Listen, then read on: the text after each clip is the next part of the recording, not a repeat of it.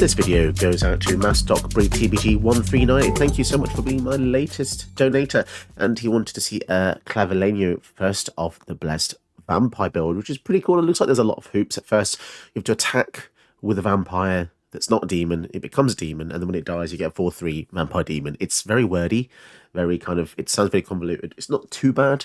It's kind of vulnerable being a 2/2 for 3, but you kind of want to weirdly play him after you kind of have an established field, so the opponent might not be inclined to kill it. There's a lot of fantastic vampires in the deck. There's a lot of fantastic things you want to do. The sub-theme of the deck is aristocrats, because you want to be able to eventually kill your vampires yourself to get the demons, because you want to draw cards and you want to get 4/3 demons, because they're pretty juicy guys. You've got Village Rites, Tarian's Journal. There's a few abilities that let you sacrifice creatures to draw cards, so that's really useful. Tarian's Journal is nice because you can also get them back afterwards. You have the really sneaky stuff with Sorin Imperious Blood Lord. For 3 mana, you can put any vampire into play. So the thing people used to do with Champion of Dusk, but now people go for Vein Ripper. This was banned in Modern, I think, or I don't know, Pioneer, some format, because a turn 3 Vein Ripper is pretty brutal, especially having ward sack a creature against control builds. This is just really crazy. So that is what I would love to do. Magical Christmas Land, Sorin into Vein Ripper. Turn 1 you can do that because we have Dark Ritual, which is utterly bonkers. But yeah, it actually turned out to be a pretty fun deck, and I was surprised that Vampire Aristocrats worked out pretty well. This is definitely one of those things where it doesn't look that great, but then when you get to play it, it is pretty synergistic. It's just very wordy, and I'm not sure how else they would have worded it in a way that, I don't know. I guess they wanted you to go through some hoops to do it. But yeah, it's pretty cool. If you want to get your own custom video, don't forget you can become a donator and you get to choose a commodity you want. If you have some videos waiting, then please, I apologise for the wait time. As you can see, I do not have any mythic wild cards, so I'm still waiting to unlock those. And I do occasionally buy quite a few boosters. It's just, I just burn through them pretty quick because I've just been making loads of videos. But yes, don't worry, I have a list of everyone who has a video waiting, and that will come. But yeah, look at the details below if you want to get your own command video, and like and subscribe. It really helps the channel. Sweet, we've got a pretty crazy curve here. The Indulgent Aristocrat is really solid in this deck because it's got lifelink. And you could be 2 to sack a creature, any creature, mind you, to put a counter on every vampire. Well, it's really nicely with Clavinelo because, well, you can turn them into demons. Pretty awesome. That's such a cool bit of flavour and a bit of lore, isn't it? The guy just goes around and bites somebody and then they turn into a demon. Awesome. So I want to keep up the aggression. So I'm going to just keep playing 2-drops until we get untapped 3rd mana source. I was tempted to go for Bajuka Book there, but I just like the idea of applying further pressure, especially with something with evasion, you know, to go over the top. Going against a Sultai deck again is, ooh, not my favourite, but Rate of Enfeeblement. Okay, let's keep the pressure up. Conduit, Pylons. Right, let's attack first. It's very unlikely they block here. Nice. Okay, cool. So next turn we'll have access to 4 mana, which is really good because we'll have not only the Clavinelo, but we'll also have the Ray Charles of Enfeeblement. Uro. Ooh, they're basically taking a turn off. That's crazy. Good for us. So I could go for Sorin. I know they've basically like gained the life back that we've dealt to them. Ooh, another Sorin as well. Vein Ripper. Oh, God, we're going to do the dream, guys. We're going to do the dream next turn. But for now, let's go for Clavinelo. Ray. This is actually working out pretty damn perfectly, to be honest. Slow them down left, right, and centre. We'll turn the Dusk Legion Zealot into a Demon Vampire, because we don't mind him dying. Okay, so far this is looking absolutely... This is the perfect game for me. If they do something else... Oh, they're tapping out again. Tapping out again. They could have blue to kind of Sorin. How likely is that? Oh my goodness gracious me. Are they going to quit here? Put Vein Ripper into play. This is a broken combination. Turn that. My goodness. So now that if they board wipe, they lose 10. They'll still be alive, obviously. Fanatic of Rona. This is definitely not the Cutthroat Nashi deck I was expecting to see. But there we are. Target creature gets +1/+1. Let's go with this. The blood calls to your Interesting. So we can even use... I'm not going to play the song because I feel like there's some weird thing going on somewhere. Leave this guy, but actually... No. No, actually. No. I'm going to attack with everything because I'm a naughty person. We can actually activate Indulgent Aristocrat twice if they choose to... Okay. Let's do it. The fact you can do this at instant speed is really quite wacky.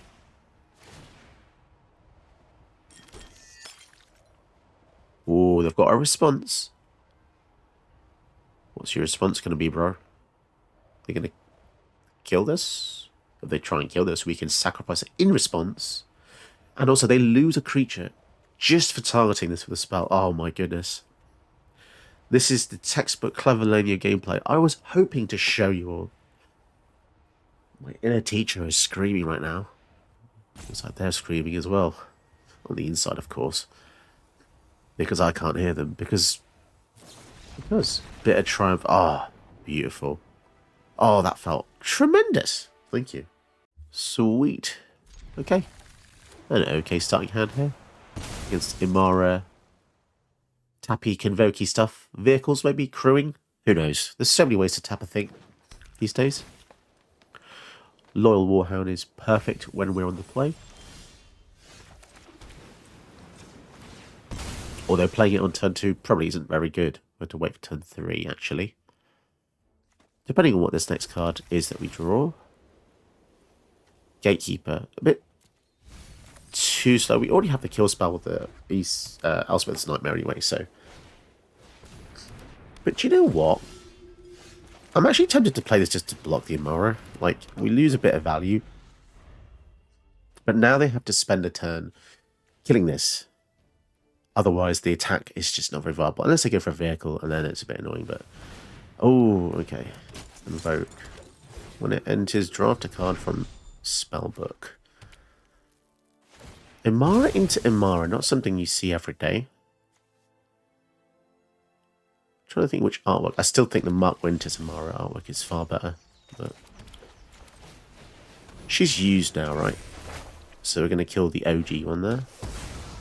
And we'll keep the dog back. It's a shame he's not a vampire dog, but it's just a bit of utility. Sometimes these effects are better than Arcane Signet because make a land in the play is just really nice. Decasia's Welcome. Ugh, gross. As a Silex. Okay. Bloody hell. We've got a Toski coming down next turn, potentially. But they don't have... these tap for mana. I don't know. Power 2. Yeah, we'll go for Welcoming Vampire. I need a way to kill the Toski now. Because otherwise this as a Silex is going to be rubbish. Oh no, Ancient Imperator. They've got so many... Their hand is actually Nightmare Fuel. So they've got Champion Landholt, which means we can't block their things. We've got Ancient Imperator, which makes everything humongous. We've got Toski, which we can't conventionally kill. Disgusting. Citadel Stalwart. Okay. Blender. Oh, disgusting.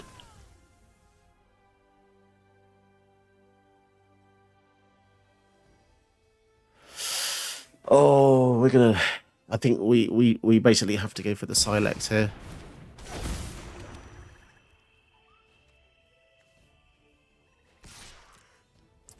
So it's very, very likely now that they go for the Toski. Yeah. Because they're going to draw some cards and so on and so forth. We might as well block. They draw 3 cards, though.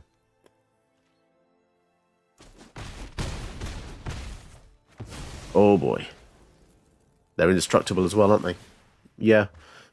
because of the Song of Release. This is an uncommon, but my goodness, the value it's given them. They've got so many cards now. I honestly do not think we come back from this.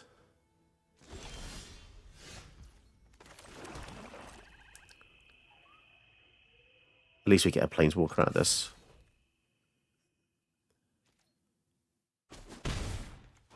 But it's probably too late because the Tusky, really.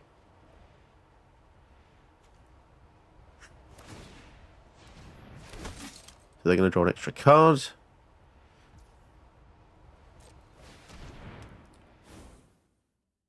I guess Liliana, there's a slim chance that she can get rid of the Tusky in time, but seems unlikely. They've got so many things. Just going to get overwhelmed. Tusky is a right bugger. And a Chariot. Jeez. My goodness. Languish would be great. Okay. 5. We have really awkward amount of mana here.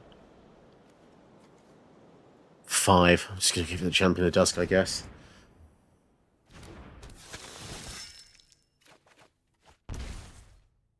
Yeah, I don't think there's anything we can do. If they're going to have the where is he? Yeah, the Imperiosaur. When they crew the Essica's Chariot. There's so many different lines here. It's ridiculous. Oh my goodness, Divine Visitation. So now every time the Chariot attacks, they create a token as a copy of target token, but ironically it becomes an angel. That's a very interesting synergy.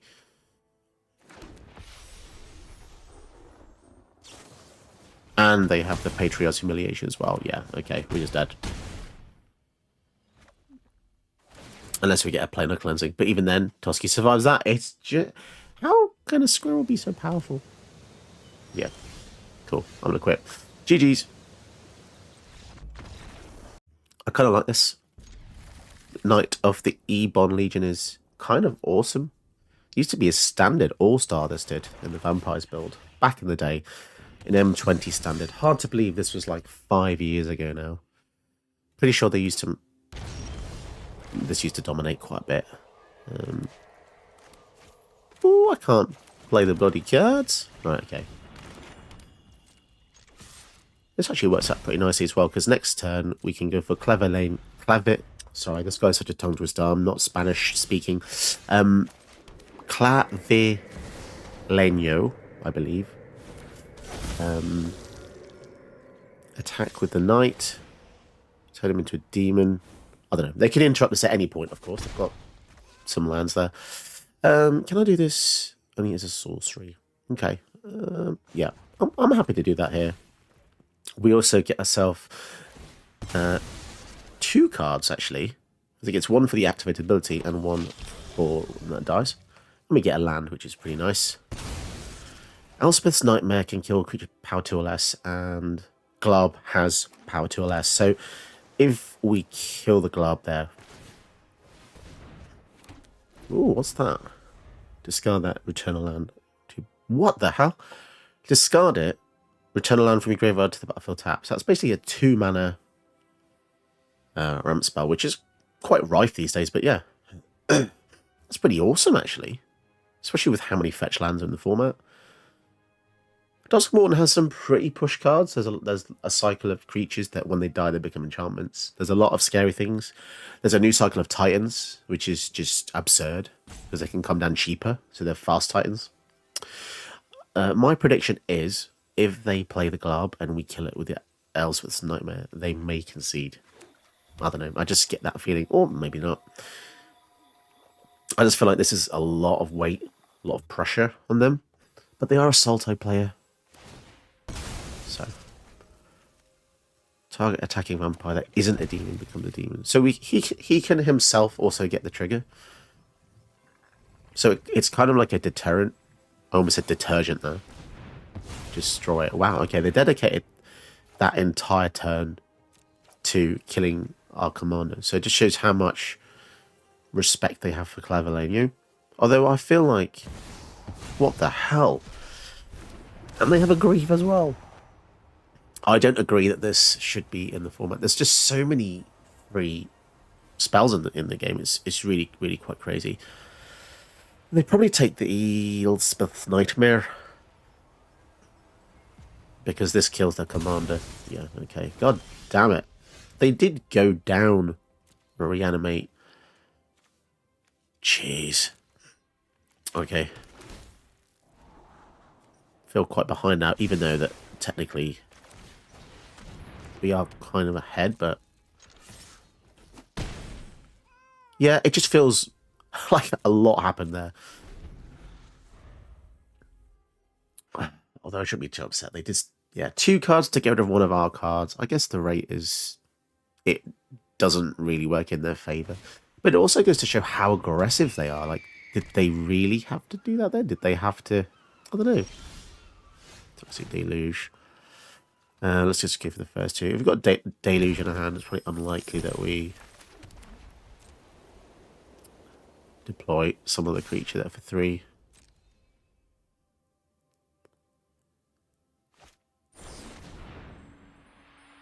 Wow. You know what?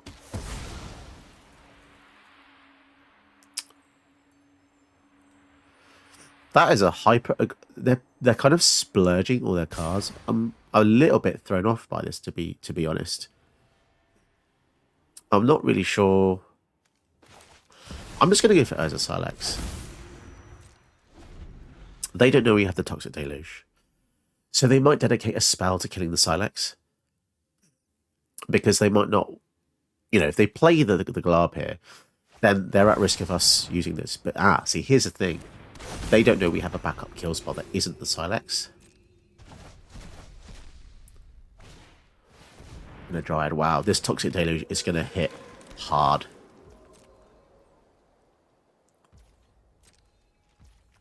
Do we want this to... No, we don't want to discard a hand, do we? That would be terrible.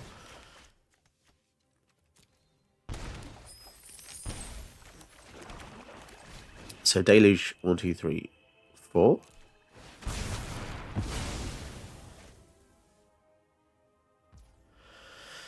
And do we just go for the general? Yeah, let's go for Clavinelo. He is the reason we are playing this deck after all.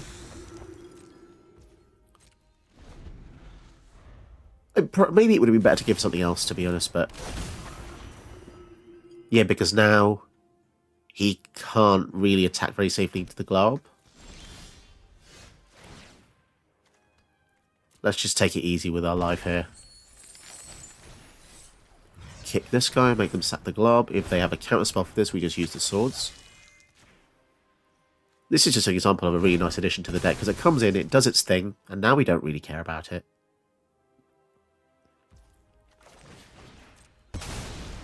And maybe Sanctum Seeker can help us get a bit alive here. And as I was trying to say before, if Clavinelo gives himself this ability, it gives us a bit of board wipe redundancy, because now it's like, okay, so they kill all our guys, and now we get demons. So he's very psychological, because we could just use Tarian's Journal to like sack all our guys who have been imbued with this demon presence, but actually, unless they have an exile removal spell, then it's not really that effective. So I do think they really spunked this pylon very early, because there's no real reason to do that. I mean, I guess they'd be taking a few more 4 damages, but each opponent loses 1 and you gain 1. This doesn't target, so the 1 ring won't protect them for that, I don't think.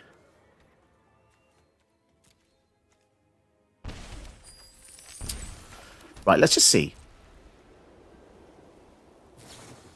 God damn it. God damn it. That is really, really irritating, actually. Okay. So there's no point in attacking now.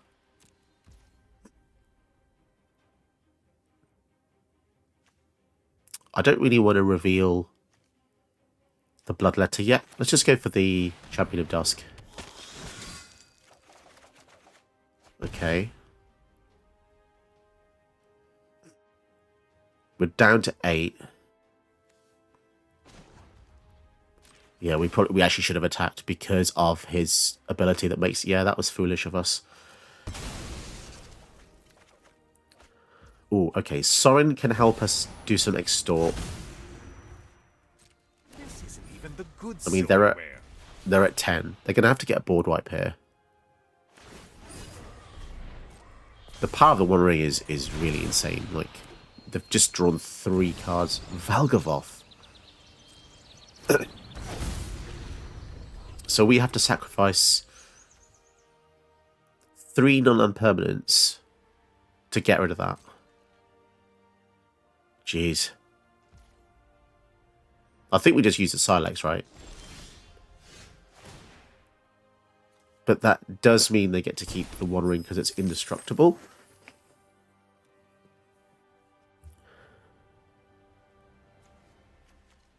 Sack 3 non-land permanents so we can sack some treasures.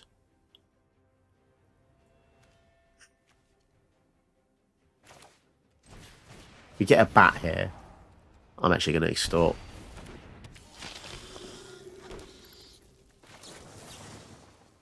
Yep. And I'm going to extort here as well. 1, 2, 3. I don't want to give them any value with the Valgavoth whatsoever. So now they're in a lot of trouble.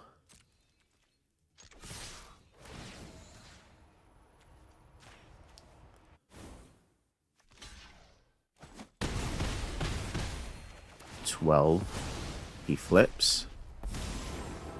And It's been too long. to any target. Must feed. How is that just -1? That's pretty crazy. Die, peasant. Okay. Deals damage equal to the amount of life you gain to any target. That's crazy for -1. And there we can see the One Ring's power again, going up to 5 cards. So I do not feel safe, especially against Sultai. Sultai can just whip it out of the bag. They really can. But I think we probably have it with the Bloodlet of Aklazot's next turn. I just didn't want to risk it yet. I think Sorin. Who else has life gain? None of them, but we have redundancy as well, right? So if these die, we get 2 4/3 demons. So as I said, they need some exile abilities here, because these 2 are now threatening them. I mean, we could even use the Silex to just, if they deploy lots of stuff, blow up the field, and we just get demons remaining. We'll see. It's even tempting to use this at some point. I don't know. We actually have a lot of options here. Oh no, is it going to be an Eldrazi or something? I mean, even if it is, Primeval Titan. I'm not too worried about that.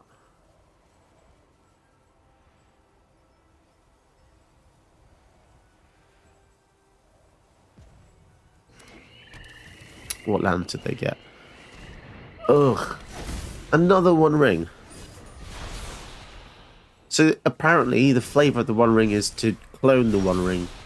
So now they've got protection again.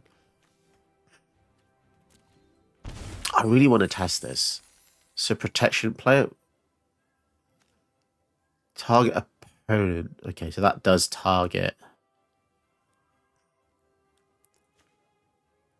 Alright, let's just build in some more redundancy, I guess.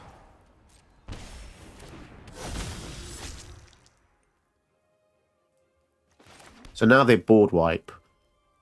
They lose a hell of a lot again.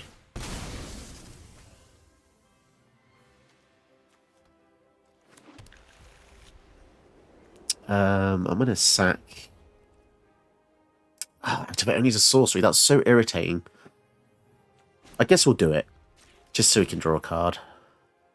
Oh, crap. No, it says target. Target opponent, though, so it's just going to fizzle.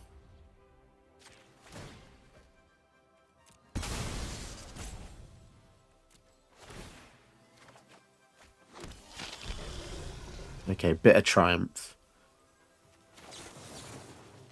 Discard a card. Kill this. Get rid of this. Extort. So Extort does actually work through the One Ring. Can't believe they managed to get another protection effect there. I must feed. Okay. Well, they haven't quit. Which means they must have something good, right? You know, Emergent Ultimatum, River's Rebuke. There's nothing in Sultai that exiles all creatures, I don't think. But there's just a plethora of other things they can do to win the game here.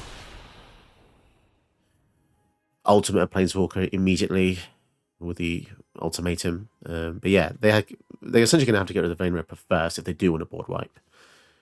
So I think this was a good play. And in addition to that, even if they do get rid of the Vein Ripper, and then maybe Clavinelo, we still have the 4/3, which is lethal over the top. So the only thing we lose to basically is BS cards. Bullshit cards. And Windswept Heath, do they really want to crack that?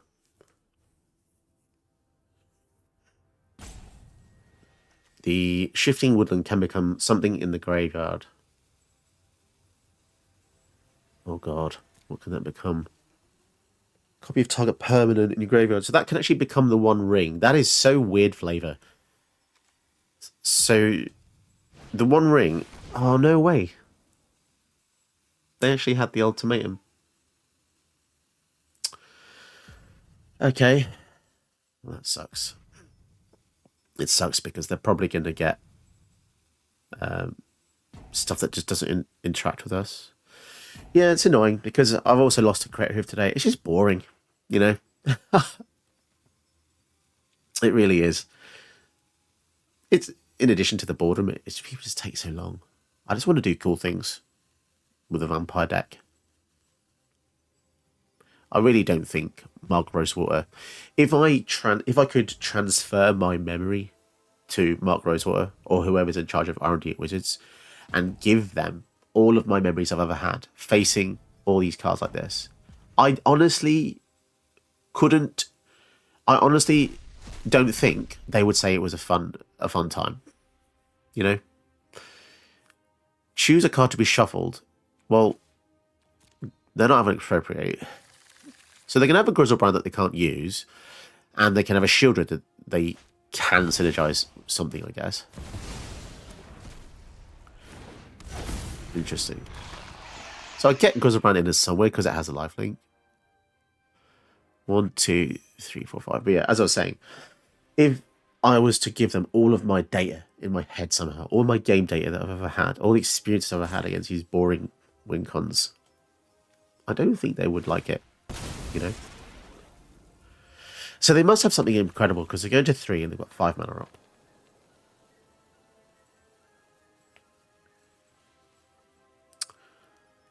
If they tap out and don't kill us, then we just win with the Urza Silex. Unless by some weird miraculous thing they lost after using Emergent Ultimatum. I don't know how that's even possible. That's just like a try-hard. It's like, oh, I'm doing a wheelie now. Look at me, I'm doing a wheelie. And then they just fall off on the motorbike and then break all their limbs. Like, what the hell? I think that is just embarrassing, to be honest. You can't even beat me with a card that combos by itself. What? What the hell? Did you know that you can help my channel by watching another one of my videos? Go ahead, you know you want to.